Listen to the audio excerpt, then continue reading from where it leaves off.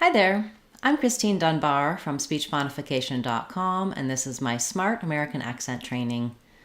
Welcome to our live question and answer class. Each week we meet at this time on Saturdays, and I take your questions regarding American English pronunciation. At the start today, I want to talk about the word solution and an error pattern that happens for some people when they're saying this word. But feel free to put your questions in the chat at any time and we'll turn to them next and spend the majority of our time today answering your questions. So looking at the word solution, this word has second syllable stress. The lu syllable is long, and that means that the sa and shun syllables are short with reduced vowels. Letter O then says the sound, like sa, rather than solution or anything else, solution, anything with that O sound. You really want to be short and think of it as solution. One strategy to help you with this and other words that do have second syllable stress and a reduced vowel in the first syllable is to start on that stressed syllable lu and say lution, solution. That'll help you get the clarity, the length, and that reduced vowel in the first syllable. And then the shun, I've written it here with the letter U like shun. However, in the dictionary, you may see it with no vowel at all. You're going to move as quickly as you can from the SH sound to the N sound, shun, solution. You can even think of it as being a little I sound. Doesn't matter too much your exact vowel. Like I said, it's what's called a syllabic N. You're really going to be moving onto that N sound quickly from the N. Now, let's talk about the stressed syllable lu. What's happening here is that oftentimes when people are saying this word, they may insert a little bit of a glide sound there. I hear a lot of speakers saying solution, rather than just solution. So I would highly recommend practicing building from that lu sound and making sure that you don't have this y glide that we would spell with letter Y. Where we talk about this in other places on the channel are in words like do and new and new, all of these. In these words, depending on your dialect of English, you may have that y sound. So British English is going to say new, dew, but American English won't have that y sound in these words. It's going to say new and do for these words. I do have a video describing this, talking about it, and I can put the link for that after class in the comments and in the description for this video, so you can go there and learn more about this phenomenon. But in solution, no matter what dialect of English you're speaking, we don't put a y sound in. It's always lution rather than lution.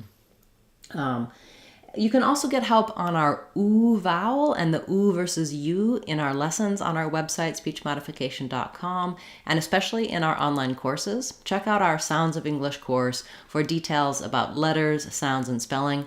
That can really help you build a solid foundation to pronounce any word you want confidently in American English. And of course, we talk about these in individual words in our daily Word of the Day videos here on the channel. Okay, great. Thanks for your attention to that little lesson. I hope it's a solution for you, and let's turn to your questions now. I'll be looking at the chat and trying to make sure I cover everyone's question somewhat in order. Be patient if it takes me a minute to get to yours. Okay, so our first question is whether or not there's a W sound in the words allowing and following. That's a great question. So when I just say allow or follow, the W is part of the spelling of the vowel sound. So in allow, we have we have the ow diphthong. So that's one way we think of the OW, like ow, that hurts. same as it's in words like ouch. And this is the IPA for it. It's stressed. So when I say allow, it's a diphthong where I glide into a rounded mouth position. Allow, ow, ow. So that W's there, I think, to represent kind of that rounding that happens. And in follow, we have first syllable stress, follow. And again, we have another diphthong here the O diphthong, like in O, I owe you money. So there I'm moving from a rounded O vowel to a slightly more relaxed but still rounded vowel, O. O and ow are both diphthongs in English. When I add the ing, allowing, following, what happens there is in the dictionary they're not going to put a W glide in there because it's not exactly the same as, for example, the word wing, where I have to start with that consonant W sound, wing. But when I'm moving from the ow to the I, ow, ow, you can hear there is a bit of a W gliding sound there. That's what's called vowel to vowel linking. When I move from a rounded vowel, like ow or o, into an unrounded vowel, the I vowel before the ing, the I sound, my mouth just naturally forms that gliding. When we do a w, it's actually a semi-vowel. It's a glide sound, so it's kind of like an oo plus an the w sound in wing, oo, wing, oo. So that if we just glide very quickly to make that w sound. That happens when I move from the rounded to unrounded vowels, like in following and allowing. So great question. You don't need to put a strong W in there. It should just happen naturally as you move from ow and o into ing. But if you want to put it, you don't want, for example, allow wing. You want to be smooth and move owing, owing, allowing, ow. So that W just happens as you do that vowel to vowel linking. I do have a video specifically about vowel to vowel linking that you can find here on the channel. I will put that in the comments after class, as well as we cover this topic in our American Accent 6-week course.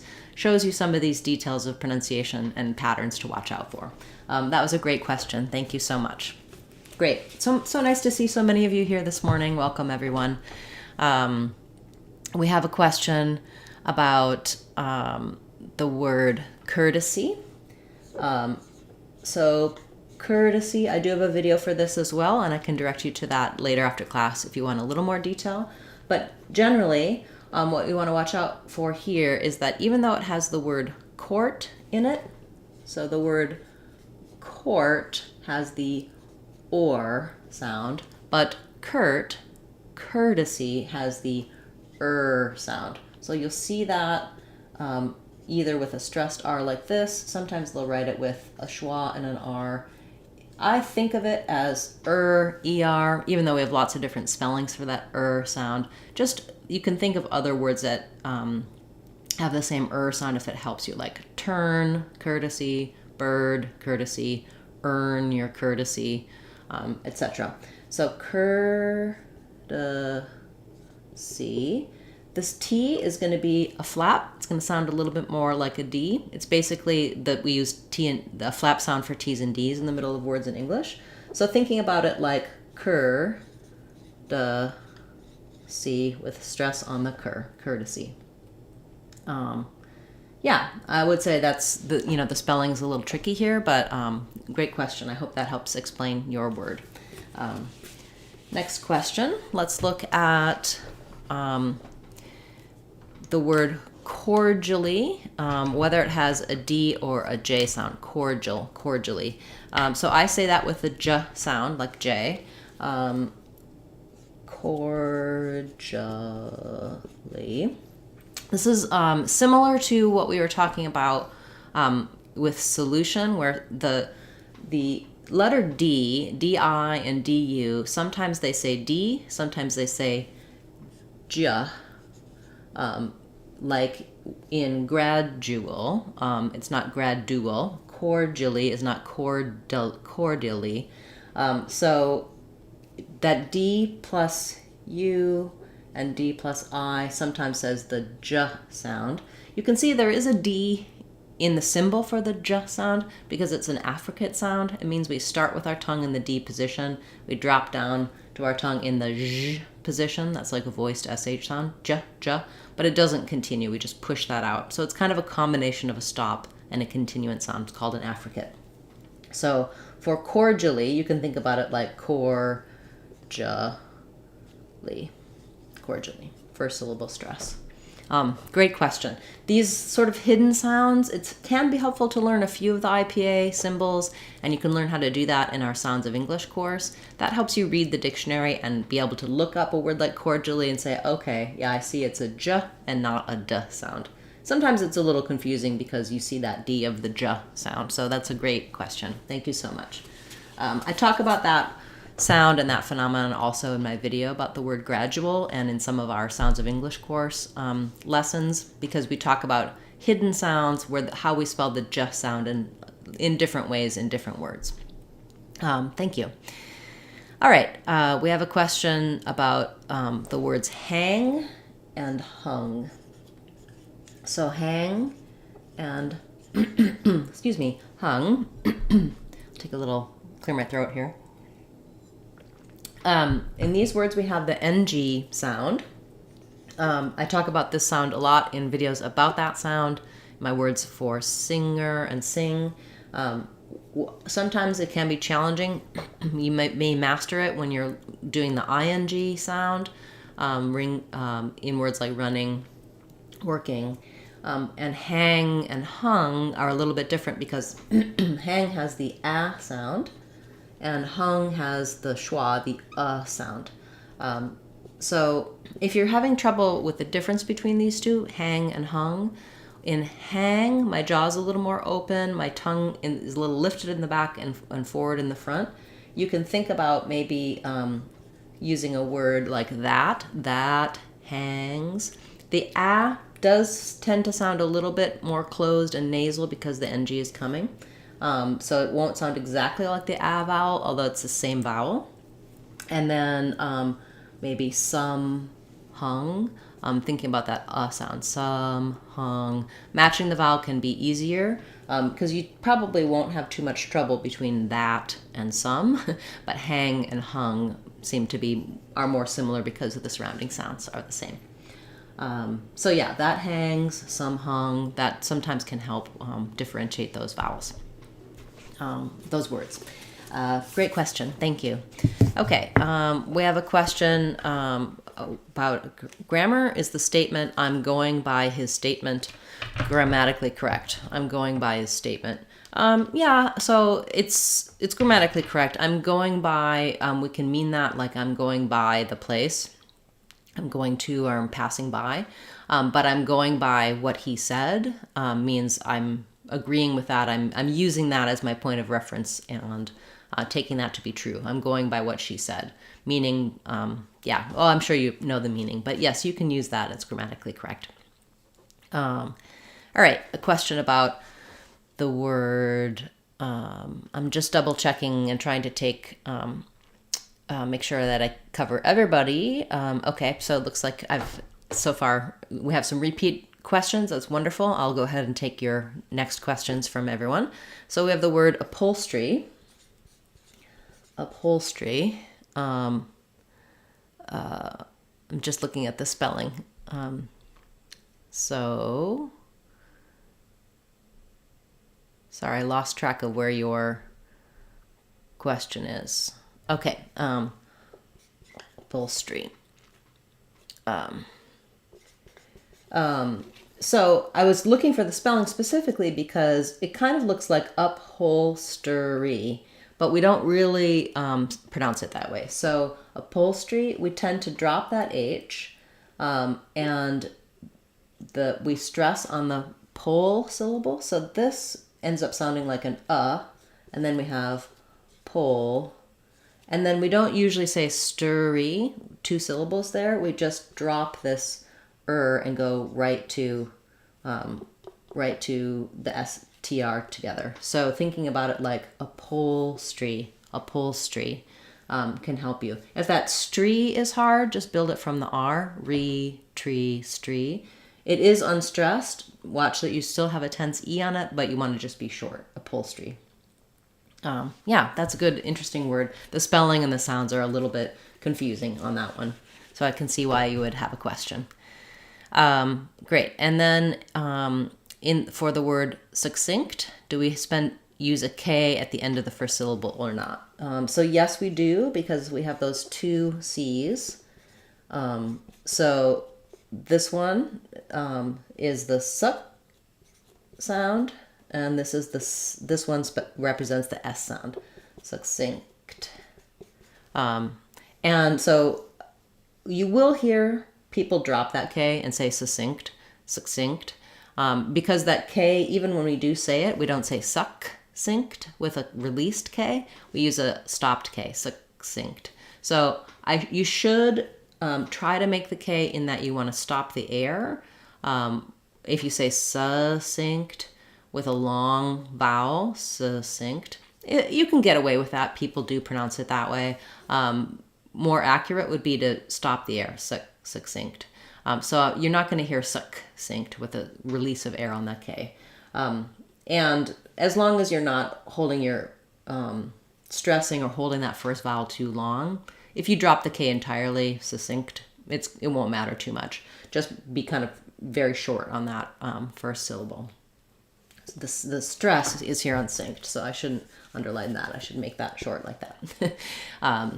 That was not a very succinct answer, but it is a complicated situation with what's happening with that K. So thank you for that question. Okay. We have a question about the word detonate. So detonate. So typically you can say detonate with saying this T. Sometimes when there's two T's in a word, we don't always follow the patterns that we would typically have in English, because this T is going to be aspirated. I will hear it, detonate. Well, not necessarily. It can be a stop T. So the first vowel, we have first syllable stress, detonate, detonate, detonate. So two options. I can say it with that T, and it's going to sound like detonate.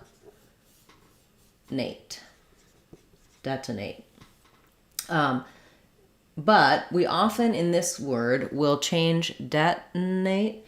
We will we'll stop this T and we'll drop this schwa, and it'll sound more like with a stop T and a syllabic N. Detonate. Just like we would do in a word like button. Rather than button, we say button, button. We stop the T and put a syllabic N in. So same thing here, detonate, detonate, or detonate. This is going to be more common with that stopped T and syllabic N, but you'll be understood if you say detonate with a little bit of a released T there. Yeah, that's a tough word. So I would say also check out my videos for button, mountain, etc. Syllabic N and stop T. I'll put a link to those in the description for this video after class so that you can check that out in more detail, because that does follow the same patterns as those other words. Great. Okay. We have a question about school bag, pencil, and foal. It's an interesting combination. So probably final L is your challenge here. So for school bag, we have the ool. There's our vowel to vowel linking that we were talking about with ool. Our W kind of sneaks in because the L at the ends of words has that dark schwa, or that dark L sound with a little schwa before it. So school bag. I do have a video for the word school, pool, other words with oo and ul, so that can help you break down the sounds even in more detail. When we're talking about pencil, we have first syllable stress, the F vowel, so pencil. You'll see it possibly in the dictionary with no vowel there. So you want to go quickly from the S to that dark L, sol. You don't really want a lot of sil or sol, no length. If there is a little vowel, it is going to be a little schwa or a little is sound. Pencil, sol. Working on mastering that dark L is going to help you with all these words. And then for foal, same thing. It may help you to kind of think about that. Fo and then that glide coming in from the vowel to vowel linking. So between the moving from the rounded O to the unrounded O, foal, foal. I don't want to exaggerate that W. I don't want foal. It's going to be too long. But as you're practicing going through that motion, going slow and adding that can be helpful. Foal. And then as you speed up, foal, foal. I also have videos for words that have the ol combination. And again, I'll mention that my Sounds of English course on speechmodification.com is going to walk you through that dark L. So when you have trouble with a particular sound, if you build up from the sound and then put it into a lot of different words, you can see these patterns and it really can help you feel more confident with these sounds that are a little bit challenging in American English. That and all of our courses are available on speechmodification.com on our courses page. And all of our courses are either free or available for under $2. So they're a really inexpensive resource to help you build a foundation for what you need for pronouncing American English accurately and confidently. Okay, we have a question. We'll take a couple more and then we'll need to wrap up for today. We have a question about macadamia and academia in the same way in terms of syllable stress. Yes. So, or academia, macadamia, academia. The second to last syllable is stressed in both of those. Third to last, academia. No, second to last. Great. And then we have a question about the word chaotic. Chaotic. So here we have kind of unusual spelling. CH says the K sound that we usually spell with K or C. The A does say an A diphthong, but it's going to be fairly short because the main stress is on the ah syllable. Letter O says ah, K-ah. And then we'll have, because our T is between two vowels and it's not followed by a stressed syllable, it'll be a flap in this word. Sounds a little more like a D. And then our last I says the I sound, and we have another K at the end, another K sound. So thinking of it as chaotic.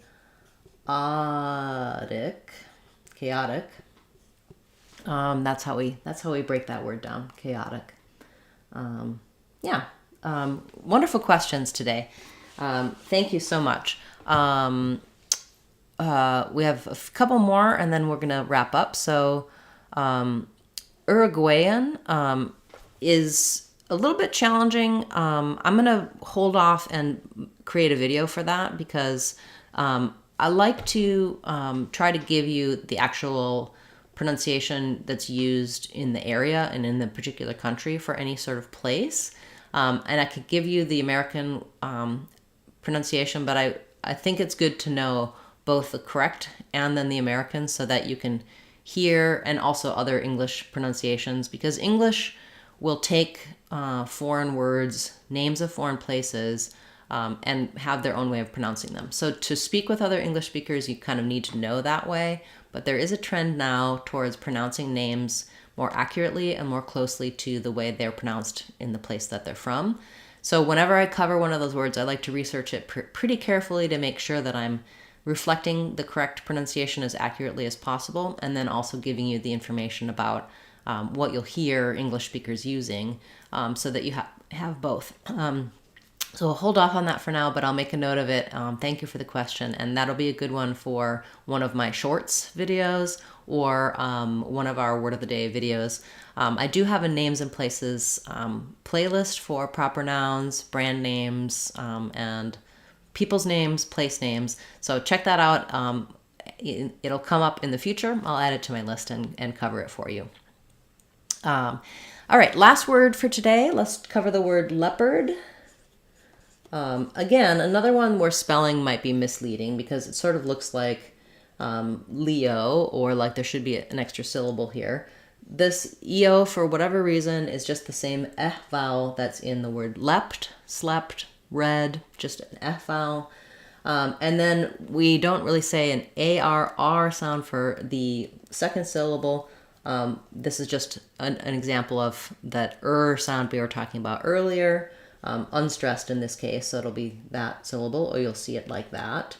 In either case, first syllable stress. So thinking about it like bird. It's a little bit actually similar to bird with a P. So bird, leopard. It is a P, not a B, so don't be confused by that. Leopard. Yeah, okay, wonderful questions today. Thank you so much for being a part of the class. I was really interested in what you had, your questions. They were a nice wide range. I hope that my answers were useful for you, and I'm sure your questions were useful for many more people besides just yourselves. So thank you for being here, asking those questions.